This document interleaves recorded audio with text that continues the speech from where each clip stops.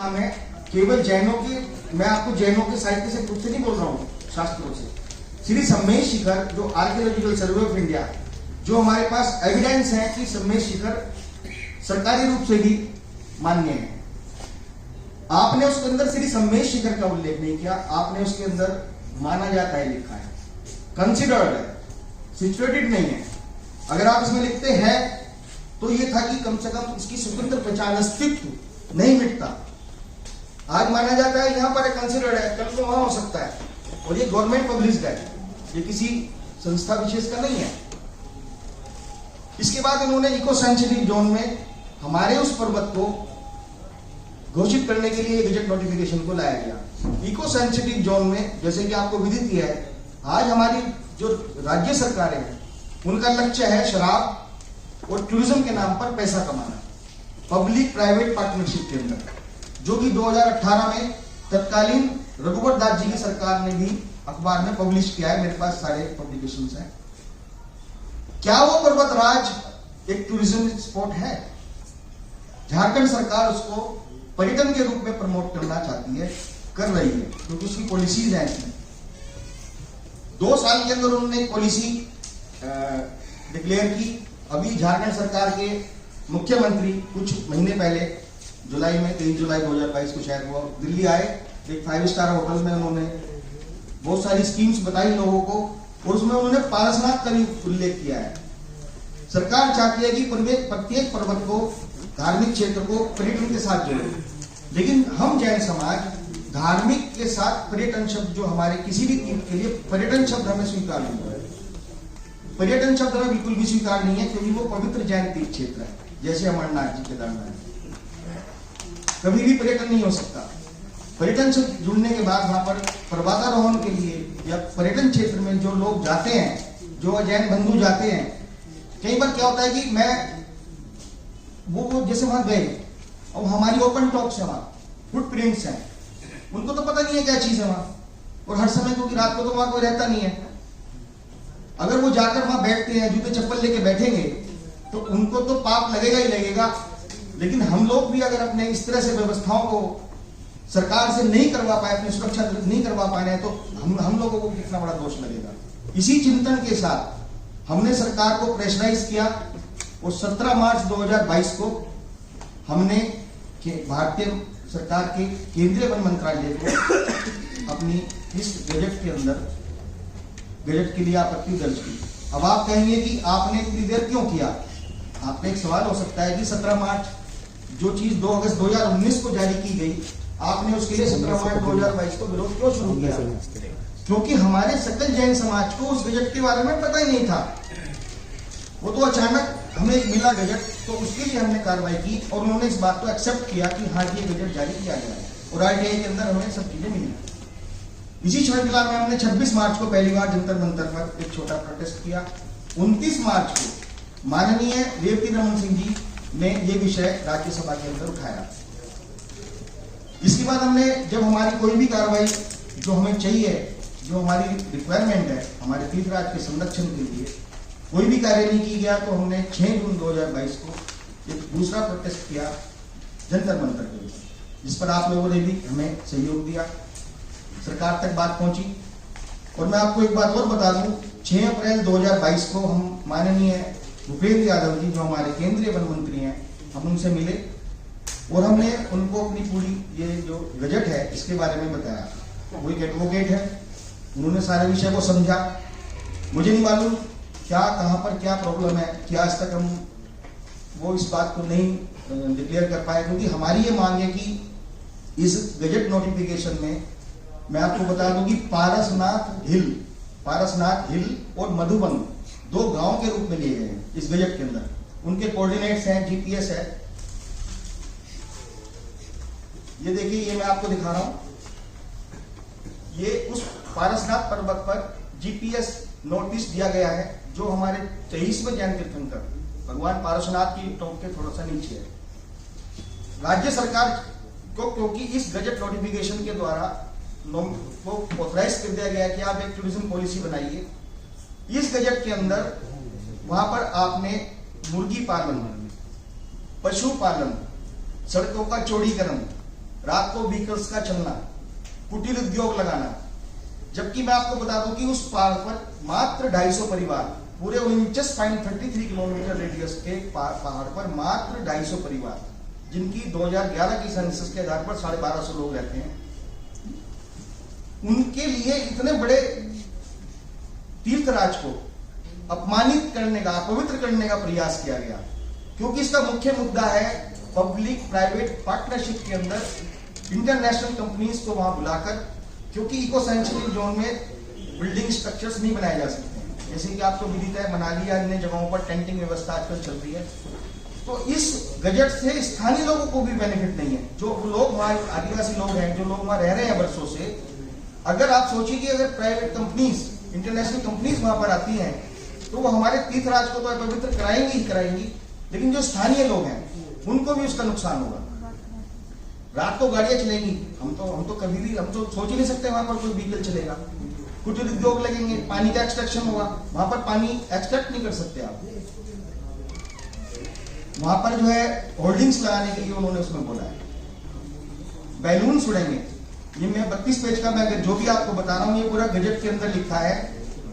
जिस तीर्थ पर हम चप्पल लेकर भी जाना पाप समझते हैं, उस तीर्थ के लिए आपने इतने बड़े गजट के अंदर आपने जो है डिक्लेयर कर दिया।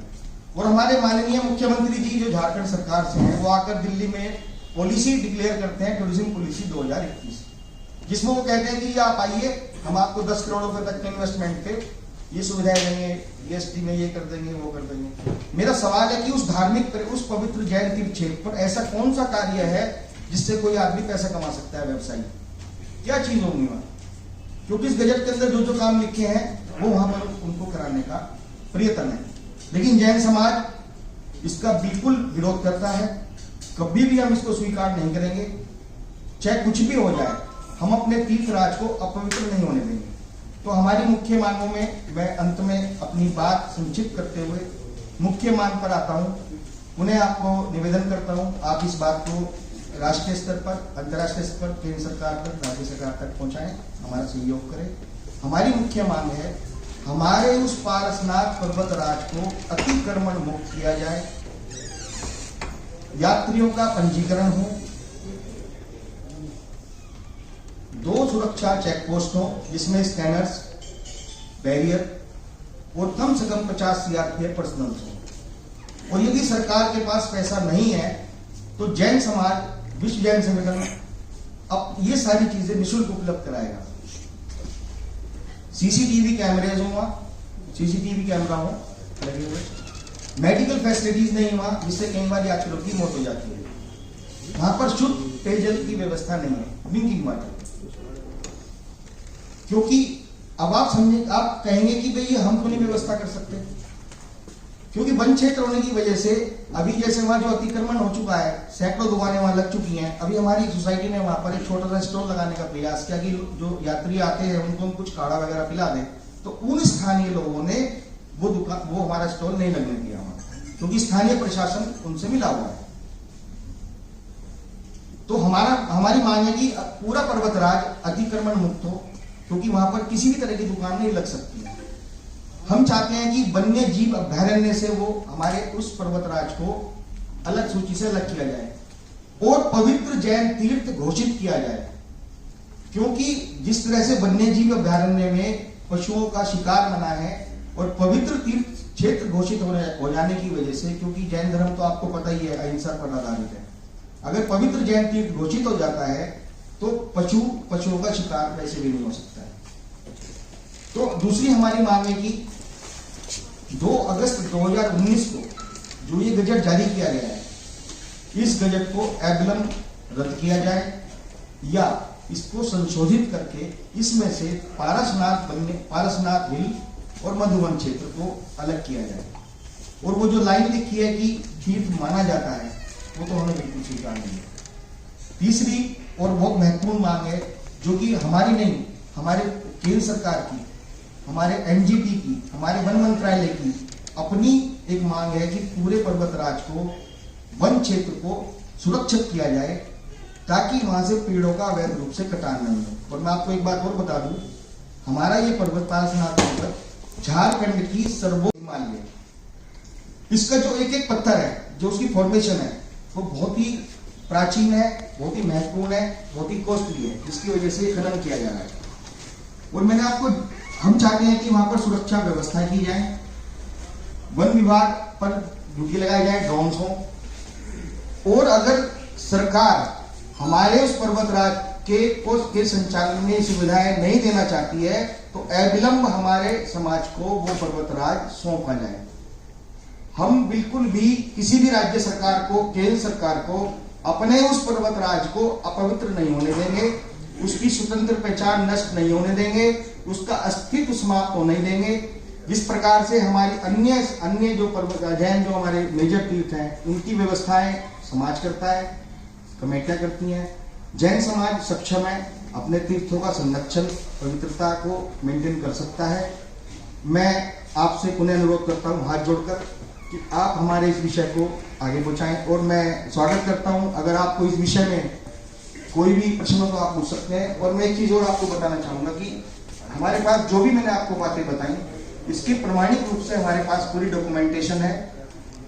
इसी संदर्भ में रविवार 11 दिसंबर को, क्योंकि जितनी भी हमने डॉक्यूमेंटेशन की है, उस डॉक्यूमेंटेशन को हमारे पास यहाँ उपलब्ध है। और अभी हमने लास्ट में 6 दिसंबर 2022 को भारत सरकार के हमारे प्रधानमंत्री माननीय श्री नरेंद्र मोदी जी, भूपेश यादव जी केंद्रीय वन मंत्री, और झारखंड के सरकार के मंत्री श्री हेमंत सोरेन जी को एक और चिट्ठी लिखी 6/12 को, और हमने उनसे निवेदन किया है कि कृपया 11 दिसंबर को हमारे रामलीला मैदान के उस मंच पर आए और सकल जैन समाज को आश्वस्त करें कि कभी भी भविष्य में हमारे तीर्थ के साथ कोई दिक्कत नहीं आएगी। और जो ये गजट नोटिफिकेशन है और जो भी हमारी मांगे हैं, जो हम उन्हें भेज चुके हैं, उसका हमें लिखित रूप से सौंपे समाज को, क्योंकि 11 दिसंबर को हमने दिल्ली के रामलीला मैदान के साथ पूरे देश में ये एक आंदोलन होगा। और इसके समर्थन में देश के विभिन्न भागों में पिछले एक हफ्ते से बड़ी बड़ी रैलियां, छोटे छोटे कस्बों में रैलियां निकल रही हैं, क्योंकि ये पूरे जैन समाज का विषय है। इसके अंदर हमें हमारे जितने भी पूज्य आचार्य जैन संत हैं, जो भारत के विभिन्न क्षेत्रों में विराजमान हैं, उनका आशीर्वाद, मार्गदर्शन हमें मिला है। क्योंकि सभी की एक मांग है कि हमारे पर्वत प्राकृतिक रूप शब्द मैं बोल रहा हूं आपसे, हमें वहां पर किसी भी प्रकार की कोई सुविधा नहीं चाहिए। और कोई भी कार्य अगर सरकार वहां करना चाहती है तो जैन समाज को पहले कॉन्फिडेंस मिले। मैं इन्हीं शब्दों के साथ आमंत्रित करता हूं आपको।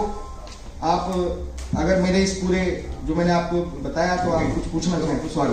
2 अगस्त 2019 में गजट में क्या लिखा गया था? ये देखिए, इस गजट के अंदर ये पूरा 32 पेज का गजट है। तो इसमें क्या आपको मतलब तो पहाड़ को नाम तीर्थ बचाओ, धर्म बचाओ, यही हमारा नारा है। कण पर सम्मेलित करके है अधिकार हमारा है। जब शाश्वती सम्मेलन